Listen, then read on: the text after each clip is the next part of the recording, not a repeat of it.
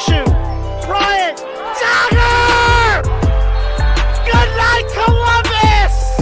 I'll call it now.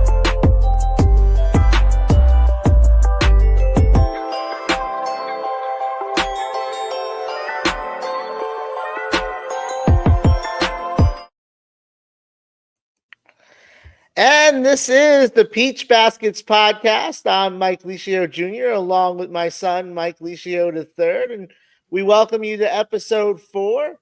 Got a pretty big show for you. As you can see, the Christmas tree is up, so we're getting ready for the Christmas season. Got a very special guest tonight. Clayton State coach Vince Alexander will join us in a little bit. And we've got a big weekend coming up because a rare December treat. We've got a Peach Belt Conference slate this Saturday across the conference, so we'll get you ready for that. Michael, another day in paradise. Yes, sir. Getting to that cold weather finally, and it's been beautiful lately. Now, we just ran your beautifully produced intro video, and I wasn't going to start here, but shameless plug, I am going to start here. Might be time to add another clip to that Yes, sir. video. Your So clip, your call during the Buford Francis Marion game is up for Peach Belt Play of the Month. Yes, and so if you go to the Peach Belt Instagram and give it a like, do the same on the Peach Belt TikTok, and the one with the most likes between the two of them will be voted play of the month, which doesn't get me anything other than bragging rights. But just in case you're wondering, I'll set this up. USC Buford in their season opener was down 21 to Francis Marion. Francis Marion has played. They may as well have come back to the Peach Belt because they've played, it seems, just about everybody in the conference at this point this year. But this was the opening game, and Francis Marion had been up 21 in the second half before the Sand Sharks came all the way back. It was a crazy Lewis game. bringing it up. The Sand Sharks will have one more chance. 3 seconds. Pulse up with it. 3. Tied. Overtime.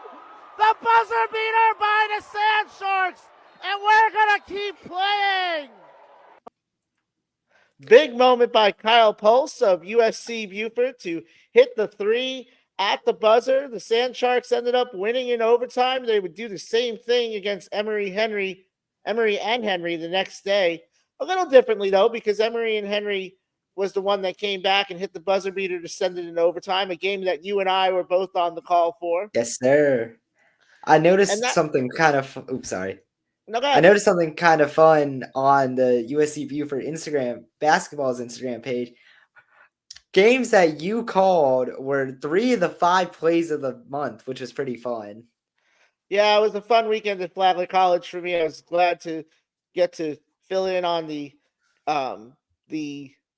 Conference Challenge and the Southeastern Conference Challenge and get a chance to call a couple of games. And so that was a lot of fun. But it's a perfect segue as we go into the standings. And these standings are currently based solely on overall win-loss record. So after this week, these standings will be a little different because we will not be going just off of their win-loss record. We'll be going off the conference record once conference play begins. But right there at the top, USC Buford is 8-1. They have the best record in the conference. They received votes in last week's poll. They did not receive votes in this week's poll, although I do realize that I forgot to delete USC Aiken's ranking. They are not ranked this week. They actually dropped out of the poll. They did receive votes, though. But you see USC Buford at the top, and year 2 is off to a great start for Ron Fadala. Yes, sir. Ronnie Ball, baby. They're rolling this year, and they stayed hot basically through this entire month of December and even into November, the entire month of November and even into December. So they've just been playing some great ball up in Bluffton.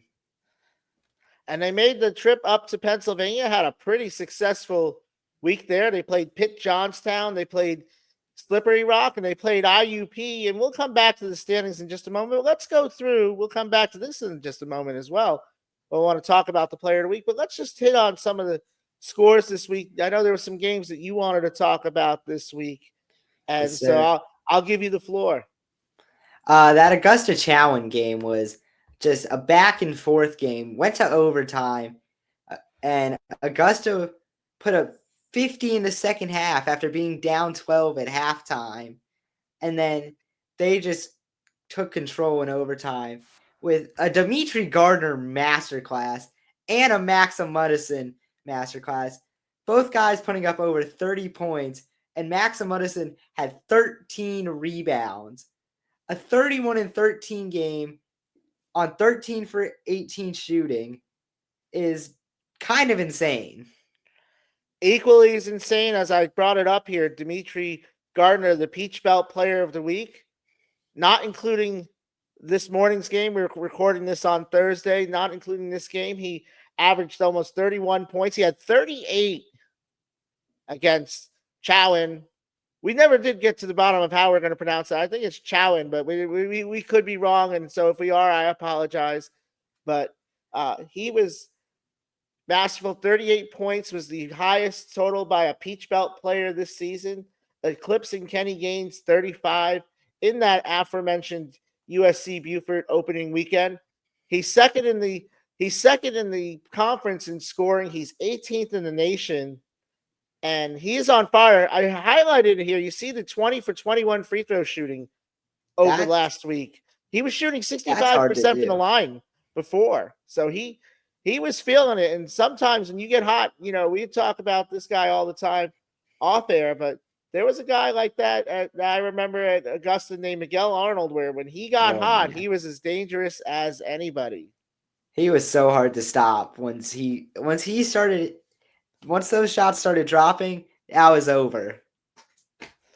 So we had some other big upsets, I would say, a couple of upsets. We talk about well, first, I know you wanted to talk about Georgia Southwestern versus West Florida Saturday. That was a good game that went in the That double was a overtime. great game. I believe that game was played in Pensacola, if I'm not mistaken. It You would was. be you would be correct. And all I can say is Lars Nielsen, 30 points on 7 rebounds, 3 assists. Oh no, 0 assists, 2 steals. 12 it took 25 shots, hit on 12 of them, and played 39 minutes. And he went 5 for 9 from 3, but he did stuff that was off the stat sheet. And And not only that, go ahead. you're good. He fouled out of the game and still put up those kinds of stats. And It he's had a just pretty good insane. year so far for Georgia Oh yeah. Southwestern. Tim Hall, and we're going to talk about Tim Hall again in a little bit, but Tim Hall has gotten a lot of the shine this year, but Lars Nielsen is having a great year for the Canes, who come to beautiful St. Augustine. Nights of Lights going on here in the nation's oldest city. And on the first full weekend of Nights of Lights, we'll have Georgia Southwestern in town.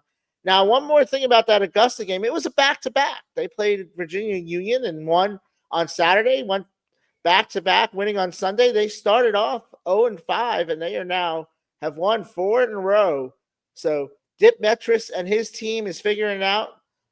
Large part of that goes to the play of Dimitri Gardner, but not all of it. But the Augusta Jaguars have figured it out.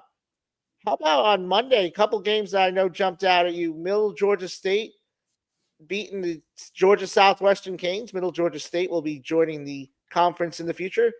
And Ronnie Ball. Ronnie Ball gets it done in the Ronnie Bowl, as you were calling it. Oh yeah.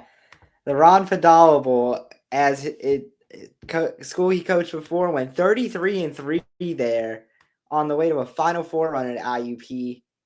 But Sand Sharks just got it done. And this is a squad right here. They are the Giant Slayer. They upset Augusta to start off their conference season last year. They upset a very good Indiana, Pennsylvania team on the third game of a long road trip after beating Slippery Rock on Saturday. We talked about Francis Marion. They played Columbus State. They've played just about everybody. And then today it was Richmond County Schools Day at Christenberry Fieldhouse, and Augusta got it done to wrap up this week's slate. with a 91-60 win over Payne. The Jaguars stay red hot. They were 3-0 on the week and have worked their way back towards 500 going into this weekend. So let's get into this weekend. We've got 4 games this weekend. Augusta and USC Buford are not playing any conference games this weekend. They will play on the 18th. I believe that is another school day, if I'm not mistaken, down at Christenberry Fieldhouse. So they'll play their conference opener. But we've got a couple of big matchups. And before we jump into them individually, which one of these games stands out to you the most? I mean, it's definitely got to be that Georgia Southwestern Flagler game. It's just Jalen Jordan going up against his own school, and Tim Hall getting to face up with Jack Spock Knight. It's just going to be a fun one down in St. Augustine. And the Canes have done pretty well against Flagler in the past. They seem to always have the Saints number. So this is going to be a challenge for the Saints. We'll get into that game, but let's lead off with the Battle of the Palmetto State here with USC Aiken and Lander. The Pacers come in 5-2. The Bearcats 4-3. Pacers, one of the top scoring teams in the conference, in the middle of the pack against the defense, as is the Lander Bearcats. What you see when Aiken, though, is they shoot the ball very well. They're one of the best shooting teams in the nation. They grab a lot of rebounds, and it's going to be offense versus defense. Now, Bearcats have had no trouble scoring the ball, but they've been very good defensively this year. They're one of the top three-point shooting teams in the conference, but they also are the second best field goal defense team in the conference. They struggle on the boards, so we'll see if that comes into play because Aiken is a very good rebounding team. Lander is not. So I think that's what it's going to come down to is that the Pacers don't miss a lot, and when they do, they end up getting the rebounds. They're number 1 in the conference in offensive rebounds, so I think it's going to be an uphill battle for the Bearcats. I do too, but I feel like this is a very strong Lander squad who could pull off the win here, considering that game is in It's in Greenwood. Greenwood. Sorry, we've been there. I don't know why I blinked on that. It's in Greenwood. They got a great fan base down there, and I feel like I see a shocker coming in this game. Well, we'll keep an eye on that. But the key matchup, in my opinion, was Jalen McCoy, who had another 30-point game earlier this week. He's had a couple of those this year. He is the leading scorer in the conference against Lander's guard, one of the unsung heroes of the Peach Belt Conference, in Noah Dunn. Oh yeah, Noah Dunn just has been an insane shooter this year. You know, he can be lights out when need be. And that's the thing about Lander. They can shoot the three. They make more three-pointers than anybody in the conference. They shoot a higher percentage than everybody except for Flagler. So there are teams that shoot the three ball well, but don't shoot a lot of them.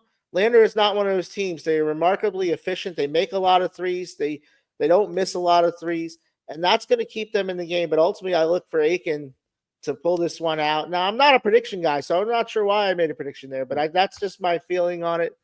And we'll see what happens at 3:30 on Saturday. Now on to the game that I know you are eagerly awaiting. Georgia Southwestern at Flagler. You'll be at this game. I will not be at this game. I have a high school tournament that I am calling on Saturday, so I will be handling some high school basketball duties. But you'll be there on Saturday, I know. And what do you expect to see on Saturday afternoon? A lot of points put up. I mean, both these teams have shooters. They got guys down low. I mean, this is just going to be a high-scoring matchup. And these are two of the better defensive teams in the conference, which is the crazy part. But they're just so good at scoring the ball that I don't believe it'll matter at all. Shooting defense, they give up a lot of points, though. You know, they're near the bottom in the conference in scoring. You know, they're both near the top. There's a considerable gap between 3 and 4 for Flagler and Georgia Southwestern. But Flagler continues to be one of the better three-point shooting teams in the conference. They are third in 3-point shooting. But what Flagler does on the other end is they defend the three ball well, and they are one of the best. In fact, they're 30th in the entire country against 3-point shooting defense. And that's a tough combination for Georgia Southwestern, is that they don't defend the three very well. They're one of the worst teams in the conference, and Flagler's one of the better 3-point shooting teams in the conference, thanks to Jack Spocknight. Hoku Fisher's starting to figure it out. Max Herdlicker has been up and down, but he's a dangerous shooter as well for the Saints. So this is a game that may set up pretty well on paper for Flagler. But again, those Canes always make it tough. Talk about the key matchup. The other thing I want to point out is that Flagler is the best free throw shooting team in the conference, and Georgia Southwestern is one of the worst. And if this is going to be a close game, and I think it's going to be a close game, that's something to watch for. The other thing to watch for is the key matchup. Tim Hall, who just missed a 2020 game last week against the double double machine. In fact, these two are among the top 10 in double doubles in the nation. Flagler's Jalen Jordan, the transfer from Georgia Southwestern, and Tim Hall.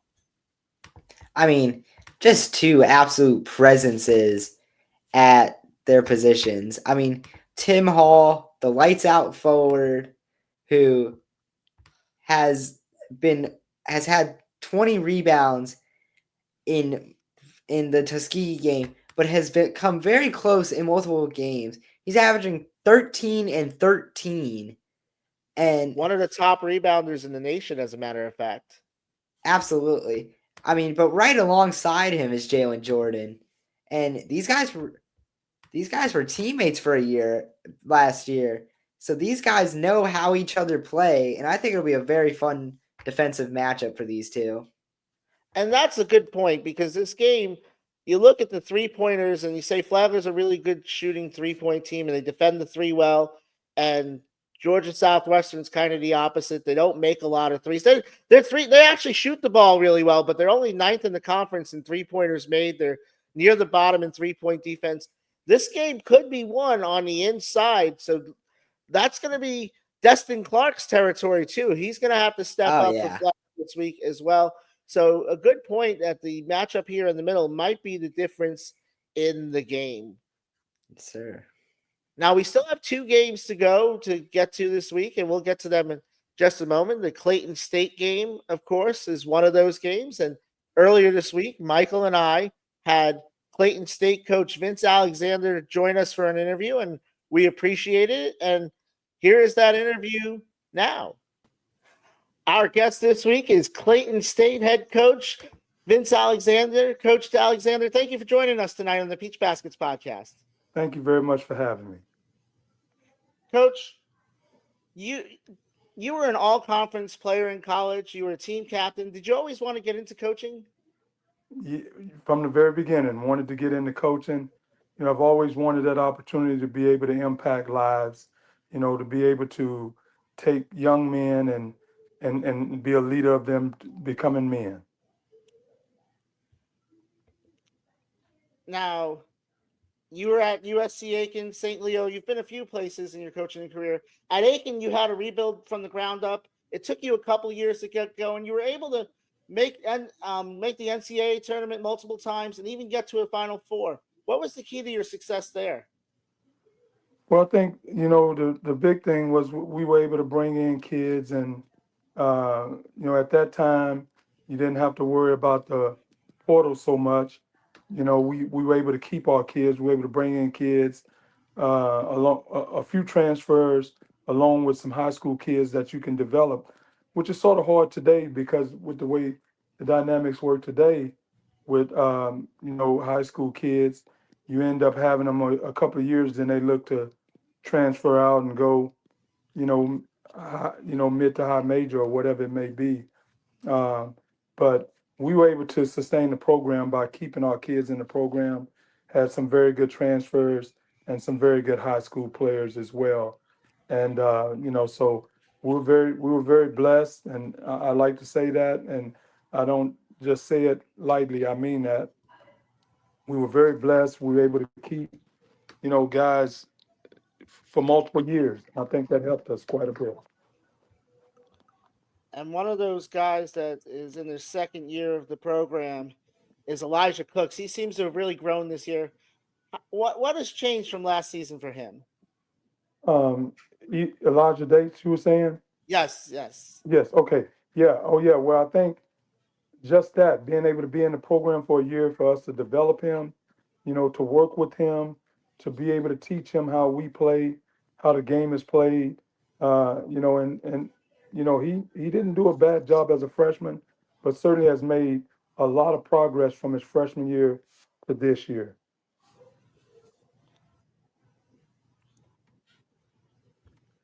Now you're in your fourth season at Morrow. You took over a team that was winless the year before you got there. Was there any concern about the challenge that laid before you? Well, obviously, there's always concerns when you're taking over a program that hasn't won any games and was on a downward spiral. But we're able to, I think, get some kids in there now that, trust us, believe in each other, believe in us, and we believe in them. And I think that's helping us to get the program going off in the right direction.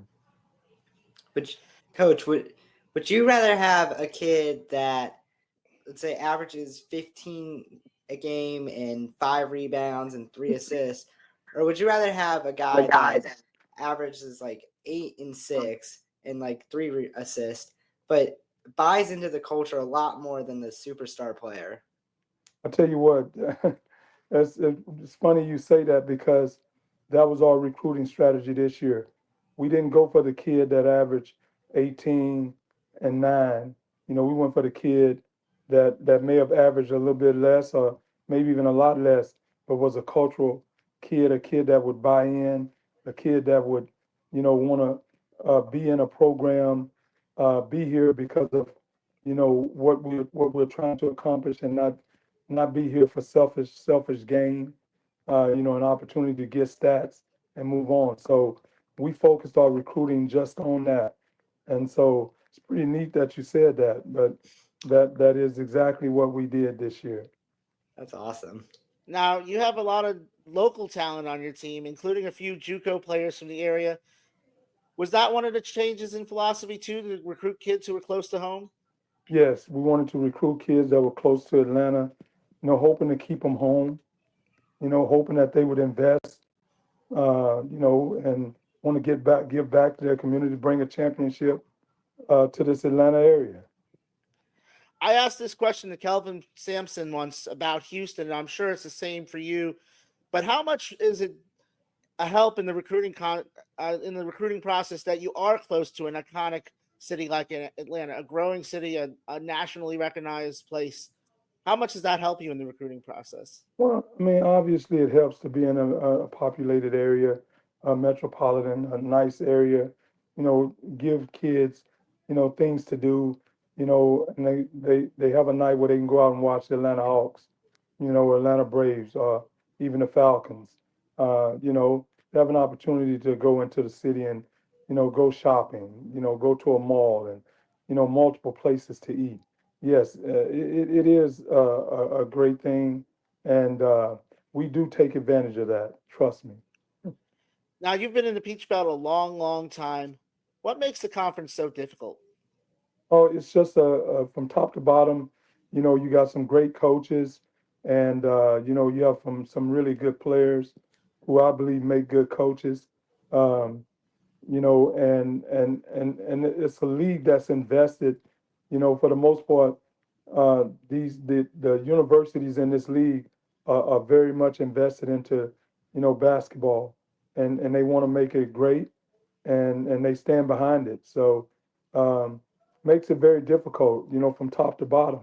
Last year we weren't we finished short at the bottom, but we lost 11 games by 2 possessions. So we were right there in every game. So it makes it's a very tough conference. You better be ready every night. I can tell you that right now. Now you have a very good defensive team and a lot of new faces. Was it tough to get those players to buy into the defensive philosophy? I think today it's always tough to get kids to buy into the defensive philosophy because what does everybody want? When you watch videos, when you turn on Instagram, when you turn on Twitter, Everything's about scoring. Everything's about offense and development. But it's difficult to get guys to buy into that. But fortunately, this year we have a group of guys that are buying in, to playing defense and making that a number one priority for us. You're undefeated on the road this year. What do you kind of tell your guys just before a road game? Do you tell them like kind of just block out the noise? Well, obviously, yes, you want them to block out the noise, but we tell them to be themselves. Let their training come through. You put time in the gym, you work out, you lift weights, you condition, you put all this extra time in, putting up extra shots. Just be yourself. Don't try to be anything bigger. Don't try to be anything greater. Just go out, play ball, and let your training come into to play. Now, with conference play getting ready to begin, how do you feel about the progress your team has made so far?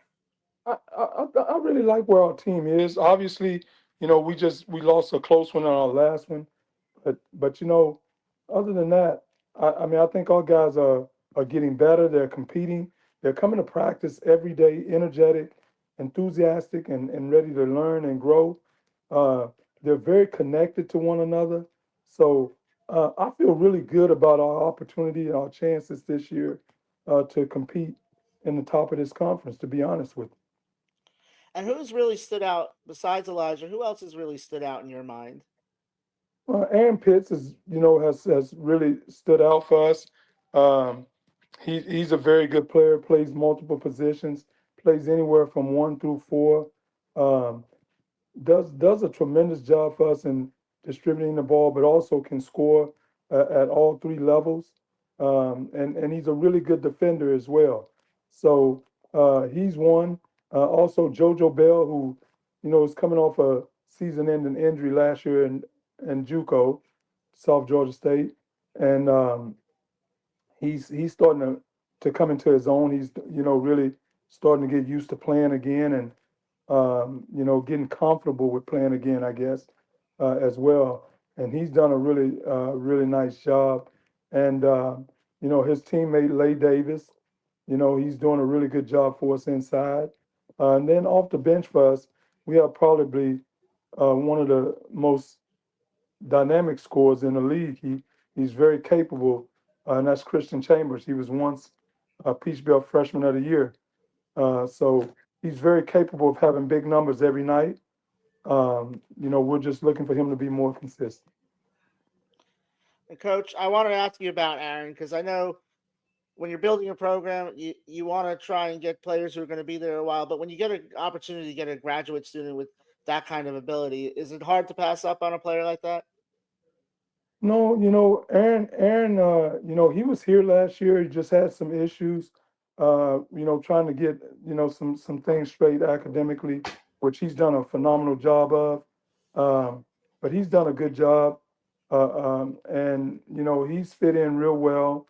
Um, the one graduate transfer we have this year, but he has 2 years, which that's what we try to do. We try to get graduate transfers with 2 years, and that's DJ Wright, and he is, he's going to be special. He'll be one of the top guards in this league over the next couple of years. And I have one more question for you, Coach. What makes Clayton State a special place to coach, a special place to play? Well, it's special in that it's a small department, pretty much, and all the coaches get along. We all work together. We all support one another, and we have an AD that's in his second year, and he's fired up and he's enthusiastic, and about changing culture and about bringing a strong program, all the way around. So, and then hey, we're 20 minutes from downtown Atlanta. It's a great spot. Yeah, especially when you're in your early 20s, for sure. Not so much for me anymore, but definitely. Yeah. Michael, did you have anything else for Coach? No, thanks for joining us. Oh, thank you, Michael. You did a great job, man, and I love that Thank you, hat. sir. I need to get Yes, me one of those hats. sir. They are I sweet. He can tell you where to find them. Yeah, just on the Clayton State website, actually. Oh yeah, well I'm gonna have to get on the site and get me one. Yes, well, sir. well, Coach, we really appreciate it. Thank you for joining us. Thank you guys for having me. Yes, sir. Take care.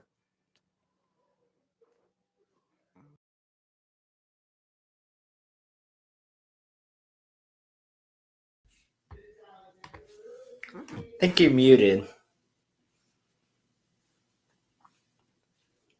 Some people would say that's the best 30 seconds or so of the show I've done, but that was Clayton State coach Vince Alexander, who we really appreciate joining us. You had some good questions for him. Really how to rebuild the team this year. So I think he's done a good job of that. They are 4-3.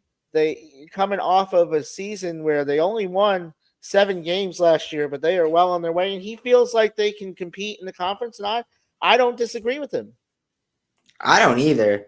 I mean, the fact that they've already had their win total in 7 games as opposed to 31 last year is awesome. Now the offense is going to have to step up a little bit against a North Georgia team that does very well in scoring. I know they are 7th in the Peach Belt Conference, but there's kind of a logjam in that 80 to 83 point range in the Peach Belt Conference. But this game is going to be a defensive game. The best top 2 teams in the conference in defense. North Georgia shoots the ball very well. One of the best shooting teams in the country, both inside and outside the arc. But they're going against Clayton, who's very good at defending the field goal. So we're going to see what happens there.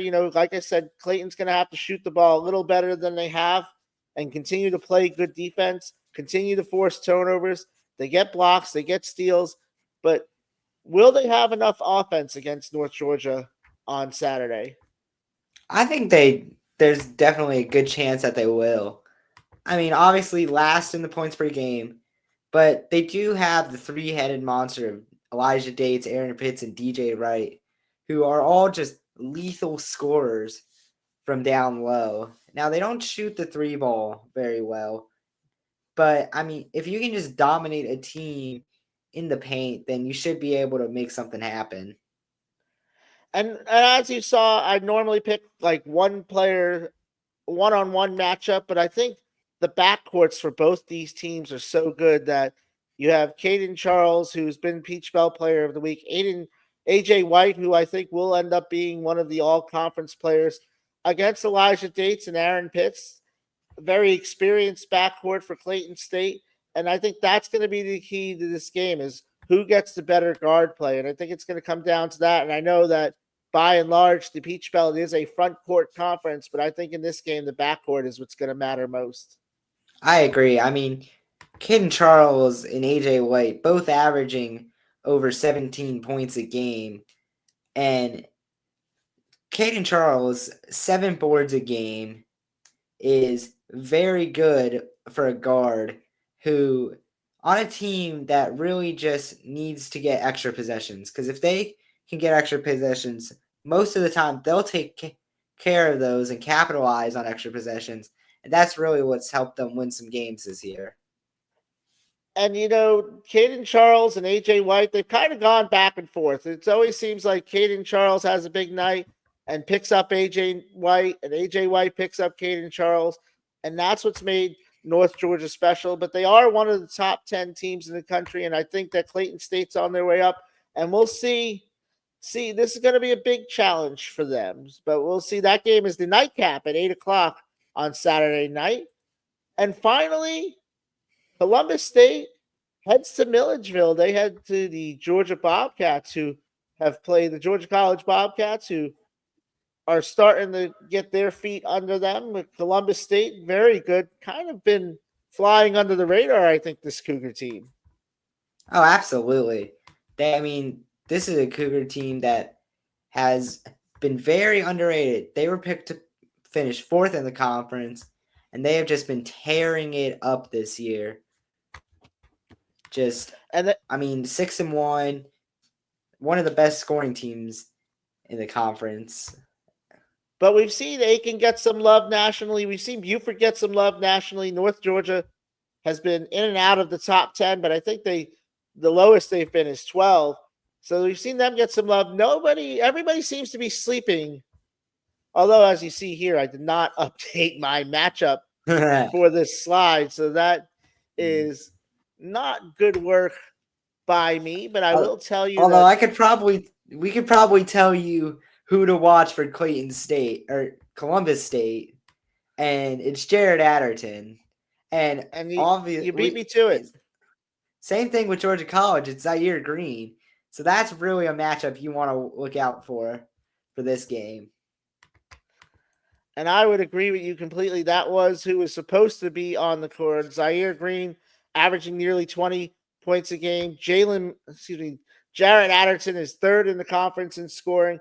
Again, Jared Adderton was my preseason pick for Peach Belt Player of the Year. So I'm not backing off of that. But yes, that's supposed to say Adderton and Green.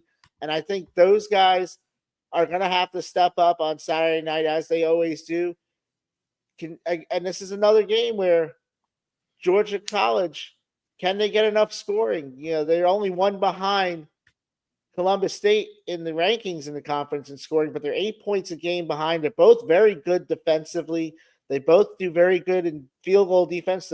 Teams have trouble shooting the ball. What's going to help Georgia College is that while both teams give their opponents trouble shooting the ball, Georgia College very good on the offensive glass. So that's going to help them in this game.